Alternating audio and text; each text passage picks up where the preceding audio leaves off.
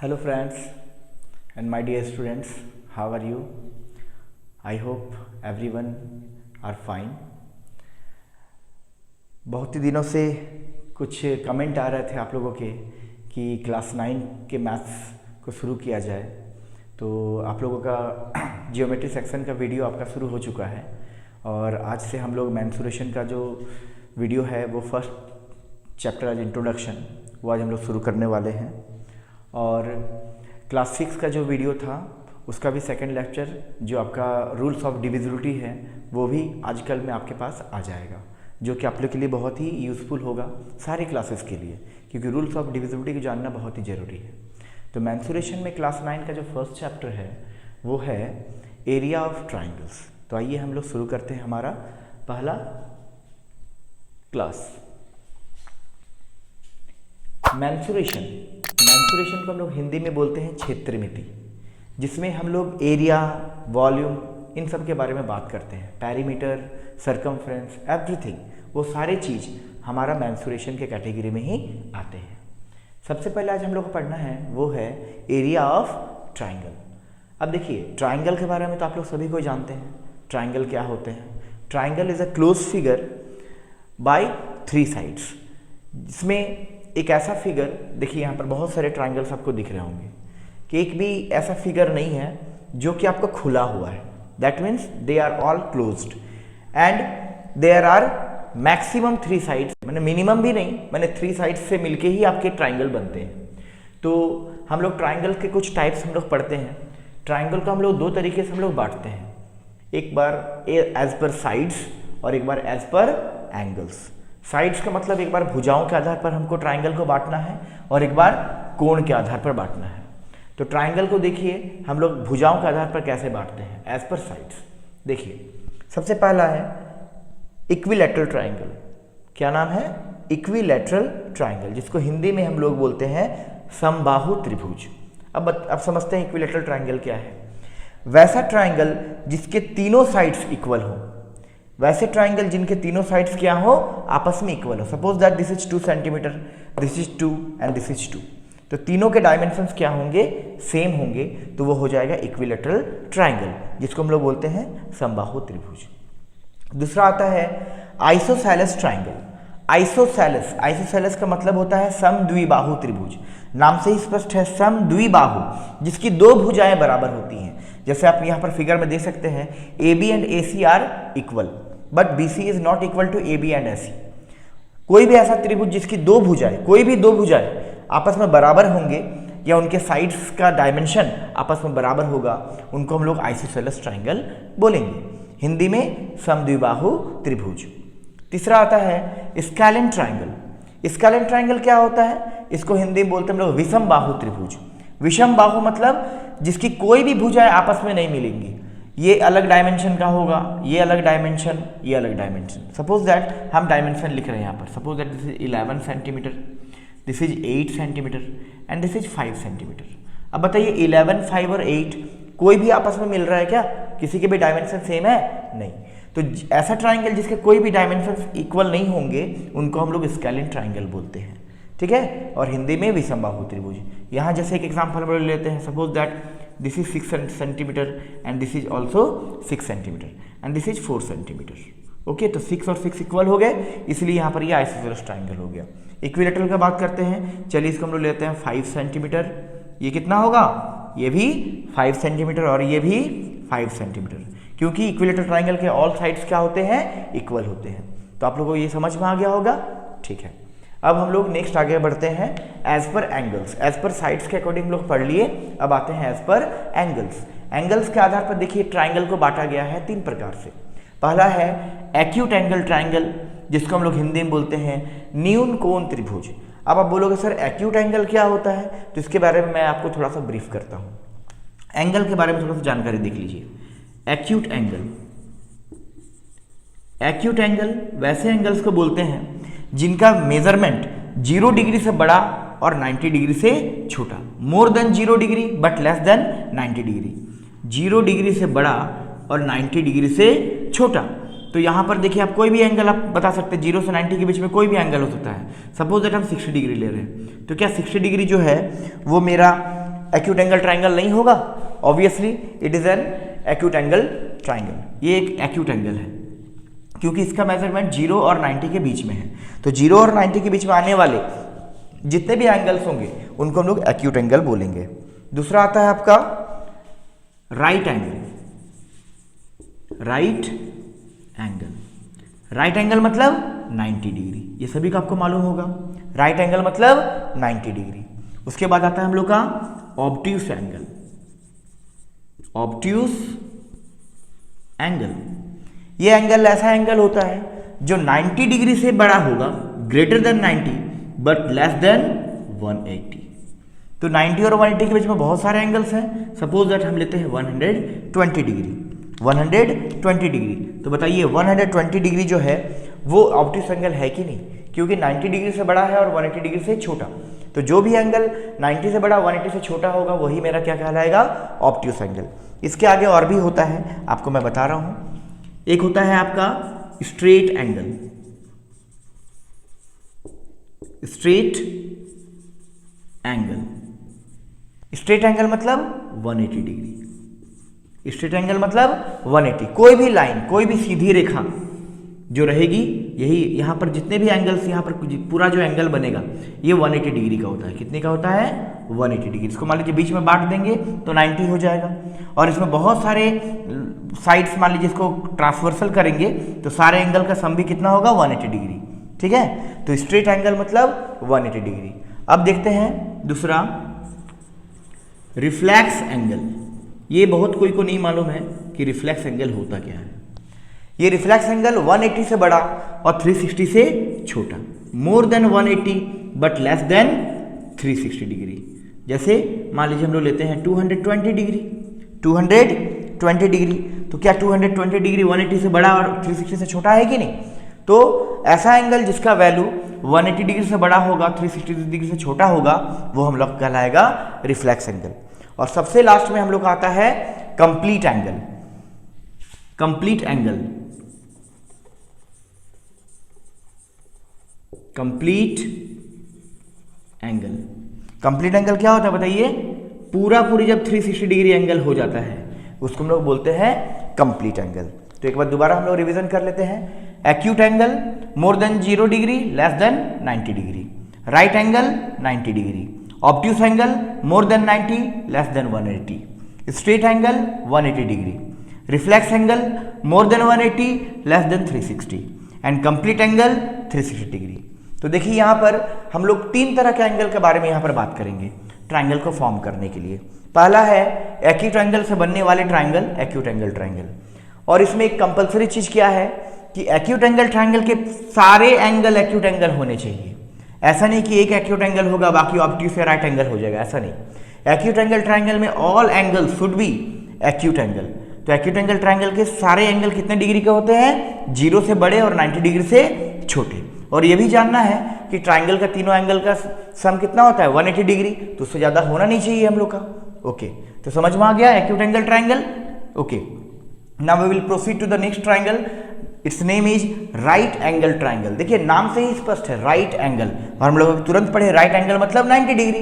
तो एक एंगल हमारा 90 डिग्री का होगा ही, और साथ में जो दोनों एंगल बच गए वो कितने का होगा बताइए? अगर मान लीजिए कोई भी ट्राइंगल का तीनों एंगल का सम 180 डिग्री होता है, तो एक अगर 90 डिग्री दिया हुआ है तो बाकी 2 एंगल कितने के होंगे? उन दोनों का सम कितना होगा? 90 डिग्री होगा। That means either it is 30 and और इट इज 60 और इट इज 45 एंड 45। माने दोनों एंगल का सम 90 डिग्री होना चाहिए, लेकिन एक एंगल 90 डिग्री होना ही चाहिए। उसी को हम लोग बोलते हैं right angle triangle. Okay, got it? ठीक है, अब हम लोग नेक्स्ट प्रोसीड करते हैं। लास्ट वाला ऑब्ट्यूस एंगल ट्राइंगल। अब देखिए ऑब्ट्यूस एंगल ट्राइंगल क्या है? ऐसा ट्राइंगल जिसका एक एंगल ऑब्ट्यूस एंगल का ही हो, ऑब्ट्यूस एंगल होगा। कोई भी एक एंगल ऑब्ट्यूस एंगल होना चाहिए। मतलब ऑब्ट्यूस एंगल मतलब मोर देन 90, लेस देन 180। तो आप देख सकते हैं यहाँ पर हम एंगल लिखे हैं 110 डिग्री। तो क्या 110 डिग्री ऑब्ट्यूस एंगल नहीं है? Obviously it is an obtuse angle, जिसको हम लोग हिंदी में अधिक कोण त्रिभुज भी बोलते हैं। तो अधिक कोण मतलब मोर देन 90, लेस देन 180। और ऑब्ट्यूस एंगल ट्राइंगल में एक ही एंगल ऑब्ट्यूस एंगल का होगा, बाकी दोनों एंगल क्या हो जाएंगे? एक्यूट एंगल होंगे, क्योंकि अगर सबको अगर ऑब्ट्यूस लेंगे तब तो मेरा 180 से प्लस हो जाएगा ना उसका सम, तीनों एंगल का सम भी तो 180 होना चाहिए।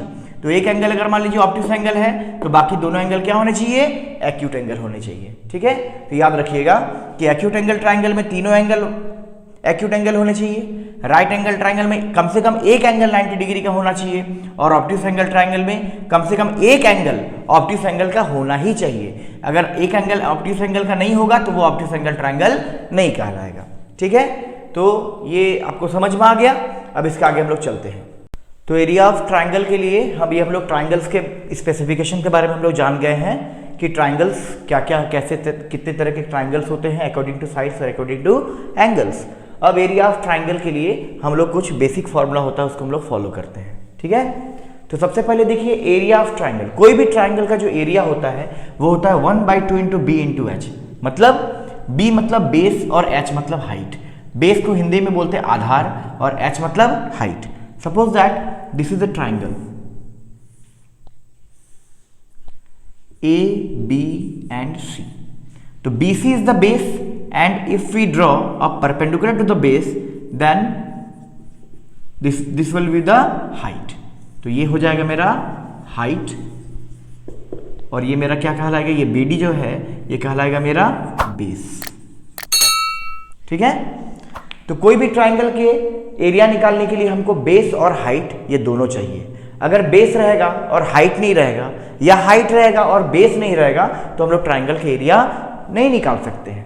तो नॉर्मली देखिए हम लोग ट्राइंगल का यही फॉर्मूला होता है 1/2 इंटू बी इंटू एच। और ये ट्राइंगल का फॉर्मूला हम लोग किस तरह के ट्राइंगल में अप्लाई कर सकते हैं उसको हम लोग देखते हैं। तो अभी जैसे हम लोग ट्राइंगल का हम लोग टाइप्स पढ़े थे, equilateral triangle, isosceles triangle and scalene triangle. मैं दोबारा एक बार लिख लेता हूं, इक्विलैटरल ट्राइंगल, आइसोसेलेस ट्राइंगल,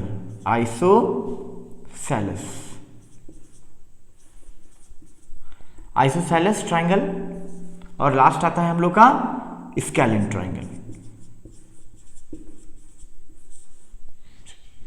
अब देखिए इक्विलैटरल ट्राइंगल में जैसे हम यहां पर एक फिगर बनाए हैं, ठीक है, ये हम लोग का एक इक्विलैटरल ट्राइंगल है। तो सबसे पहले हम देखते हैं कि इक्विलैटरल ट्राइंगल अगर रहेगा तो उसका एरिया हम लोग कैसे फाइंड आउट करेंगे। Suppose that ABC is a equilateral triangle और हम लोग इक्विलैटरल ट्राइंगल में पढ़े हैं कि तीनों साइड्स क्या होंगे, इक्वल होंगे। एंड सपोज दैट तीनों साइड का जो डायमेंशन है वो हम लोग यहाँ पर A लिए हैं। क्या लिए हैं, A। AB is A, AC is A and BC is also A। Now we have to find the formula of area of equilateral triangle. अब देखिए इसका डेरिवेशन में आते हैं हम लोग आप लोग पाइथागोरस थ्योरम पढ़े हैं। पाइथागोरस थ्योरम में क्या होता है, एक हाइपोटेनस होता है, एक परपेंडिकुलर होता है और एक बेस होता है। तो आप इस ट्राइंगल में देख सकते हैं कि हमको दो यहां पर एक राइट एंगल ट्राइंगल दिख रहे हैं जिसका नाम है ADB and ADC। Without Pythagoras theorem हम लोग इसको प्रूफ नहीं कर सकते हैं। तो ये मेरा हो गया हाइपोटेनस, ये मेरा हो गया परपेंडिकुलर और ये हो गया मेरा बेस। अब देखिए इस चीज को हम लोग यूज करके कैसे एरिया ऑफ ट्राइंगल हम लोग निकाल सकते हैं। देखिए तो हम लोग फॉर्मूला लिखेंगे, क्या होता है, h² = p² + b²। अब देखिए इस ट्राइंगल में हम लोग का ये A क्या है, अगर मान लीजिए हम ट्राइंगल ADB में लेते हैं, क्या लेते हैं, triangle ADB। In triangle ADB क्या हो जाएगा, h², h मेरा कौन है, AB है, AB²। P मेरा क्या है, AD है तो AD², और B मेरा क्या है, BD है तो BD²। अब देखिए यहां पर हमको ये तो मालूम है, ये भी मालूम है और ये भी मालूम है। और इसी मैं बता रहा हूं आपको, अगर किसी भी इक्विलैटरल ट्राइंगल में अगर कोई भी एक वर्टेक्स से अगर ऑपोजिट बेस में अगर हम लोग परपेंडिकुलर ड्रॉ करते हैं तो वो ऑपोजिट बेस को दो इक्वल पार्ट में बांटता है। जैसे अभी हम लोग यहाँ पर A वर्टेक्स से हम लोग BC पर देखिए हम लोग परपेंडिकुलर ड्रॉ किए है ना। तो ड्रॉ करने के बाद क्या हुआ है, ये BC जो है दो इक्वल पार्ट में डिवाइड हो गया है, BD एंड DC। और BD एंड DC जब इक्वल पार्ट में डिवाइड होगा तो मेरा जो डायमेंशन है वो भी मेरा बढ़ जाएगा। तो मेरा पूरा होल डायमेंशन क्या था, A था। अब A को हम लोग दो भाग में बांटेंगे तो ये भी हो जाएगा A/2 और ये भी हो जाएगा A/2। अब हम लोग इसी चीज का यूज करके हम लोग अभी AD फाइंड आउट करेंगे। क्या फाइंड आउट करेंगे, AD। तो देखिए यहाँ पर AD तो मेरा यहाँ पर है, अब AD को हम लोग इधर लेके आते हैं। तो A D square equal to क्या हो जाएगा बताइए, A B square minus B D square, होगा कि नहीं। ए डी स्क्वायर को हम इधर ही रहने दिए, बी डी को उधर लेके चले गए, तो A D square equal to A B square minus B D square. अब देखिए हम लोग ए डी को हम लोग कैसे निकालते हैं, देखिए अब ए डी का यहाँ पर वैल्यू, ए डी का हमको वैल्यू नहीं मालूम है, ए डी का ही वैल्यू हमको निकालना है, तो A D square equal to, अब देखिए तो ए बी का वैल्यू यहाँ पर क्या लिखे हैं हम, ए लिखे हैं, तो ए बी की जगह पर ए स्क्वायर लिख सकते हैं, और बी डी का वैल्यू क्या है देखिए यहाँ पर A by two, A by two. अब देखिए यहाँ पर प्लस नहीं होगा, यहाँ पर माइनस होगा, क्योंकि यहाँ पर क्या है, माइनस है। अब देखिए इसके नीचे कुछ नहीं मतलब क्या है, 1 है, इसके नीचे कुछ नहीं है मतलब 1 है।